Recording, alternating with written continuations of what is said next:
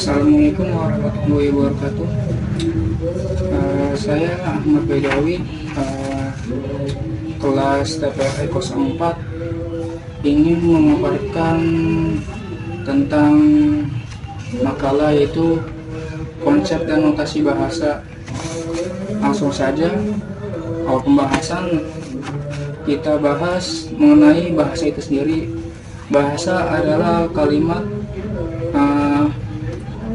atau kumpulan ya. Sementara kalimat itu adalah rangkaian kata. Sementara kata itu adalah komponen terkecil dari sebuah kalimat yang tidak bisa dipisahkan lagi. Dalam bahasa pemrograman, kalimat dikenal sebagai ekspresi dan kata sebagai token. Kata terdiri atas beberapa karakter ya. Kelompok karakter yang membentuk sebuah token dinamakan lexeme. Untuk token disebut setiap token itu disimpan dalam tabel simbol. Biasanya tuh ada proses misal dari lexeme token langsung ke ekspresi. Kita beri pengertian tentang pengertian dasarnya ya. Di sini ada beberapa poin. Mungkin salah satunya, setiap anggota alfabet dinamakan sebagai simbol terminal atau token. Yang kedua, himpunan simbol terminal dinyatakan sebagai V ya, sedangkan himpunan simbol non terminal dinyatakan sebagai V ya. Ada lagi sini huruf kecil akhir membangun string ya, string yang tersusun atas simbol-simbol terminal, misalnya menggunakan huruf kecil ya, alfabet yang tidak kapital. Ada juga sini non terminal. Non terminal tuh maksudnya direpetisi belum atau tidak berakhir. Jika stensil yang dihasilkan mengandung simbol dan terminal. Ada juga terminal. Pengertian terminal sendiri adalah termain atau berakhir, derivasi berakhiran jika sentensi yang dihasilkan adalah sebuah kalimat yang tersusun atas simbol-simbol terminal. Lanjut, ada pembahasan mengenai klasifikasi Chomsky. Grammar di Chomsky itu didefinisikan sebagai huruf G sebagai pasangan 4 tupel yang tadi kita bahas pada pengertian dasarnya. Ada di 4 tupel itu, satu ada grammar tipe kernel ya, atau disebut juga unrestricted grammar, singkat UG. Ada juga yang kedua, tipe ke-1 disebutnya yaitu context sensitive grammar, CSG ya. Grammar kedua yaitu context free grammar, CFG ya, CFG. Itu yang terakhir ada tipe keempat, grammar yang disebut regular grammar, RG. Pembahasannya itu ada juga mengenai BNF ya, notasi BNF. Di sini mempunyai aturan produksi yang dapat dinyatakan dalam bentuk BNF.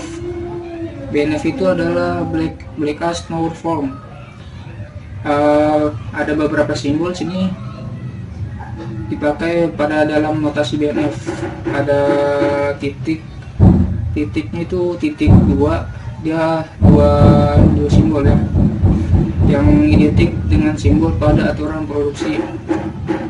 Ada juga garis lurus, itu dari simbol itu menyatakan true atau ya. Ada juga dalam kurung arah panah ya, kanan kiri, yang mengapit simbol variabel dan non terminal. Ada juga sama ya, dalam kurung juga ini yang agak lingkup, yaitu pengulangan 0 sampai N. Dari situ juga ada pembahasan dari konsep dan notasi bahasa, itu diagram sintaks. Diagram sintaks itu merupakan alat bantu dalam pembentukan parser atau analisis sintaks. Notasi yang terdapat dalam diagram sintaks ada beberapa sih dipakai untuk membuat diagram sintaks itu sendiri, seperti 4 persegi panjang itu melambangkan simbol variabel non terminal. Ada juga bulat yang melambangkan simbol terminal. Itu mungkin ada di semester yang lalu, yaitu seperti semacam flowchart juga untuk kita membangun sebuah konsep, atau kalau kita sih mungkin lebih ke mempelajari untuk membuat program ya.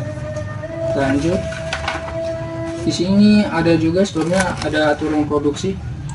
Aturan produksi itu bentuknya A dan harapannya B besar ya. Di sini untuk apa ya? Dengan menerapkan aturan produksi, suatu tata bahasa dan menghasilkan sejumlah string. String di sini tuh buat apa ya? Himpunan bahasa yang didefinisikan oleh tata bahasa tersebut ya. Ya di sini tuh ada simbol-simbol juga. Di sini ada aturannya juga, produksi yang tidak legal. Ya tadi sebelumnya kita udah bahas, ini ada lagi simbol-simbolnya tuh seperti E besar tapi seperti apa ya? Di situ ada fungsinya. Di sini juga bahasa konteks free menjadi dasar dalam pembentukan suatu parser. Proses analisis sintaks dideskripsikan dengan notasi BNF. Ada juga di sini membahas notasi dan bahasa. Bahasa manusia, bahasa alami termasuk dalam tata bahasa tipe 0. Unphrased code tidak ada batasan pada aturan produksinya. Dan juga batasannya itu seperti batasan konteks sensitif, biasanya turut digunakan dalam proses analisis semantik pada tahap kompilasi. Mungkin itu saja untuk membahas mengenai ini konsep dan notasi bahasa. Maaf bila ada kekurangan. Wassalamualaikum warahmatullahi wabarakatuh.